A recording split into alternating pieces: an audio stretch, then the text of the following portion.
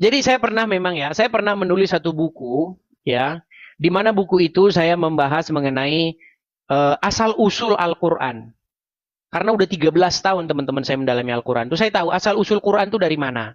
Nih teman-teman, kalau teman-teman mau tahu asal usul Al-Qur'an, pelajari ayat ini. Dari sini ayat Quran itu berasal. Nih, perhatikan ayat ini.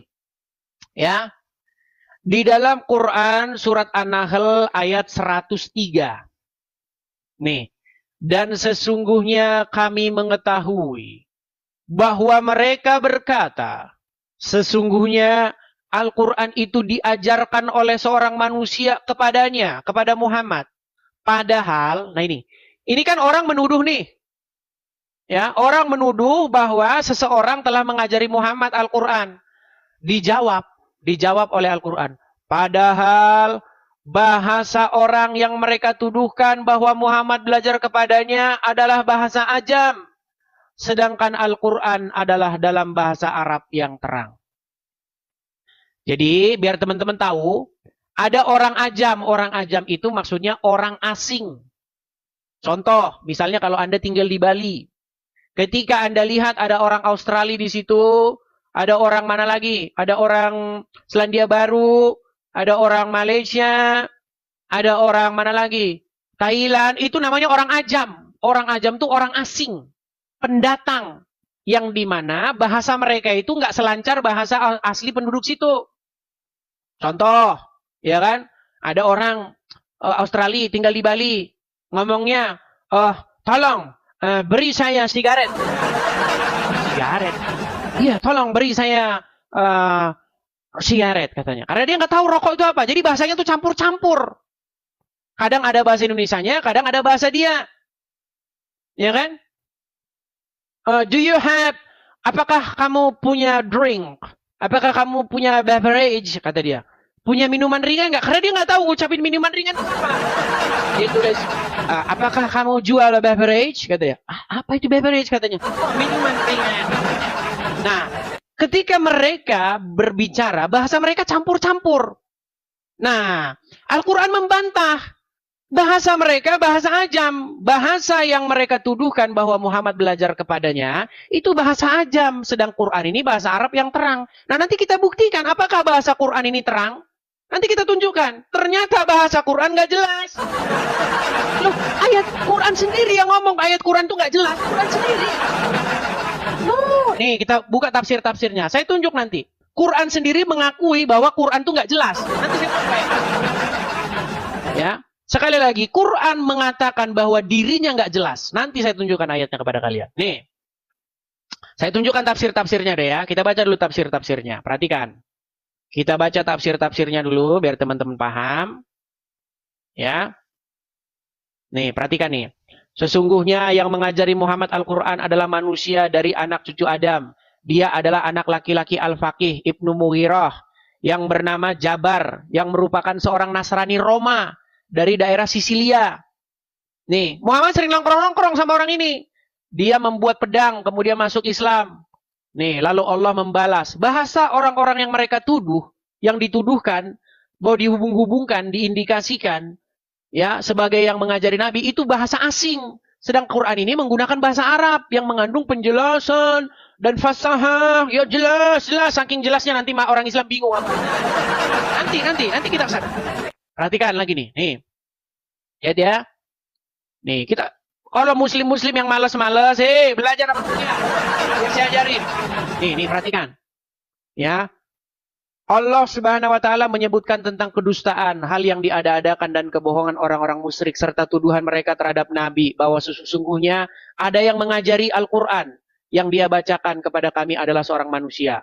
Mereka mengisyaratkan kepada seorang laki-laki non-Arab yang ada di belakang mereka, yaitu pelayan milik salah satu orang inti dari kalangan Quraisy. Laki itu adalah seorang pedagang yang menjual barang-barangnya di Safa. Terkadang Rasulullah duduk dengannya dan berbincang-bincang dengannya tentang sesuatu. Lelaki tersebut berbahasa non-Arab, tidak mengetahui bahasa Arab, atau hanya mengetahui sedikit, sekedar untuk menjawab sesuatu yang harus dia jawab. Seperti saya bilang tadi, bule yang tinggal di Bali, ngerti bahasa Indonesia tapi dikit. Nah, Oleh karena itu, Allah membantah apa yang mereka buat-buat itu. Padahal bahasa orang yang mereka tuduhkan bahwa Muhammad belajar kepadanya bahasa ajam. Sedang Al-Quran adalah bahasa Arab yang terang. Maka, ya, bagaimana bisa Al-Quran yang sangat fasih bahasa Arabnya, sangat tinggi bahasa Arabnya, mengandung makna-makna yang sempurna dan menyangkup segala sesuatu, ya, yang menjadi hal penting sempurna dari kitab itu diajari oleh orang ajam. Bagaimana mungkin? Ini kan logikanya Allah. Logikanya Allah kan begini, nanti kita bantah ini. Logikanya Allah ini akan kita bantah dengan mudah. Nah, gimana cara bantahnya? Nih, saya tunjukin ayatnya. Enggak, jangan kaget ya. Jangan kaget. Di dalam surat Ali Imran ayat yang ke-7. Perhatikan. Saya akan bukakan suratnya. Nih, di dalam Quran surat Ali Imran ayat yang ke-7, Quran sendiri bilang Quran gak jelas. Perhatikan. Perhatikan ayatnya. Pegangan pakai sabuk ya. Kencangkan sabuk pengamanmu. Perhatikan. Dialah yang menurunkan Alkitab, Al-Quran kepada kamu. Di antara isinya ada ayat-ayat yang muhkamat. Apa itu muhkamat? Jelas. Itulah pokok-pokok isi Al-Quran. Dan yang lain mutasyabihat. Tahu nggak mutasyabihat ini apa? Ini nggak diterjemahin ini. Mutasyabihat ini artinya kagak jelas. Arti dari mutasyabihat ini samar, nggak jelas.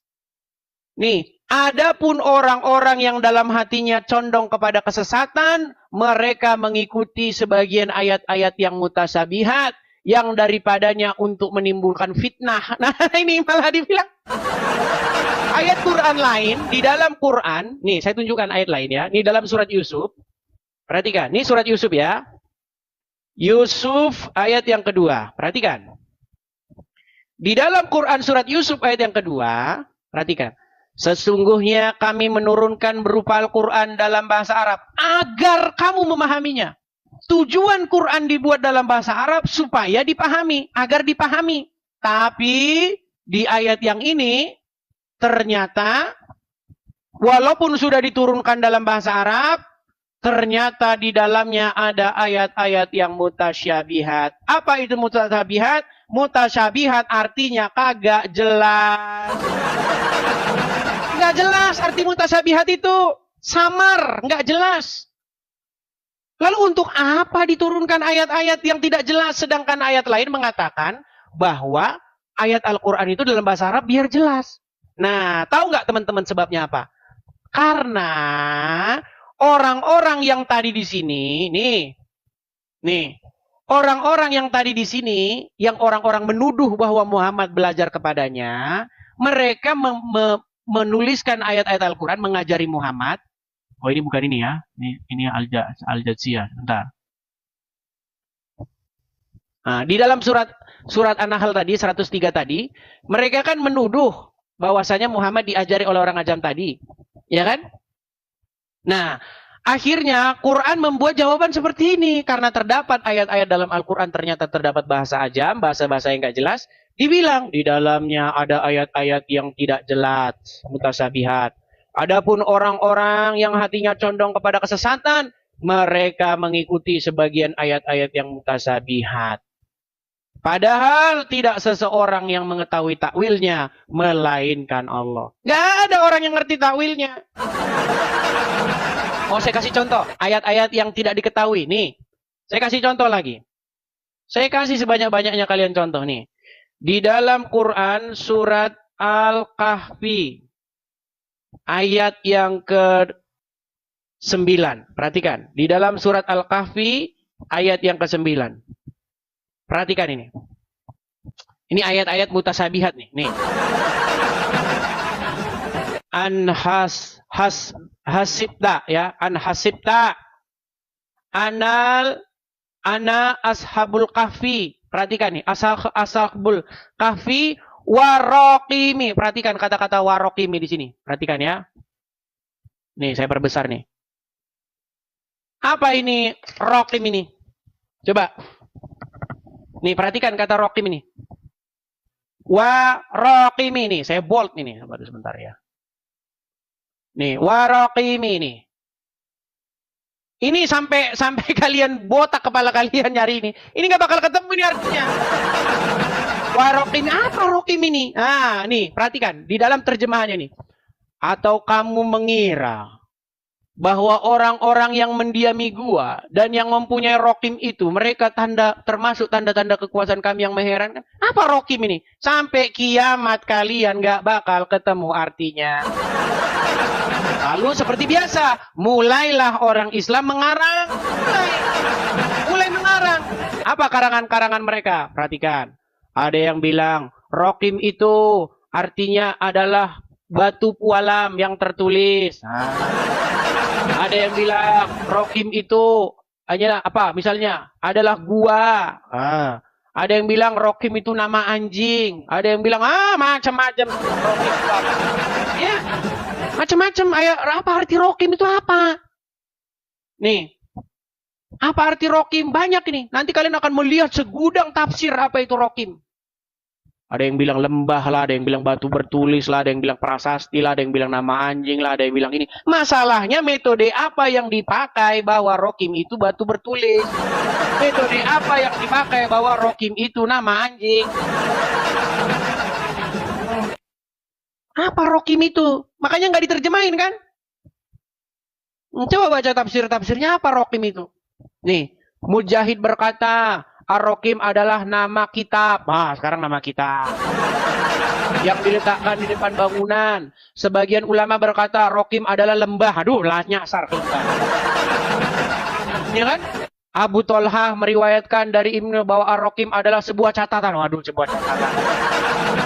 Prasasti. Apalagi banyak nih.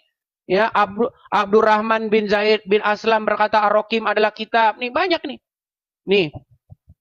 Bahwa Ar-Rokim mengikuti wazan fa'il yang maknanya adalah tertulis. Sebagian mana dikatakan, nih, banyak nih. Ada yang bilang nama anjing, ada yang bilang banyak sekali arti-arti Rokim ini. Nah, kita contoh. Ya, kita kasih contoh misalnya kitab. Oke ya, kita kitab nih. Kitab ya. Atau kamu mengira bahwa orang-orang yang mendiami gua dan kitab itu, orang mendiami gua dan kitab. Atau kamu mengira bahwa orang-orang yang mendiami gua dan batu bertulis. Batu bertulis. Atau nama anjing. Atau kamu mengira bahwa orang-orang yang mendiami gua dan nama anjing. Maksudnya gimana? Nah, makanya teman-teman di dalam Quran surat Ali Imran, Quran itu bikin jawaban simpel aja. Di dalamnya terdapat ayat-ayat yang mutasabihat, yang tidak seorang pun mengerti takwilnya. Loh, masa Quran ngomentarin dirinya sendiri?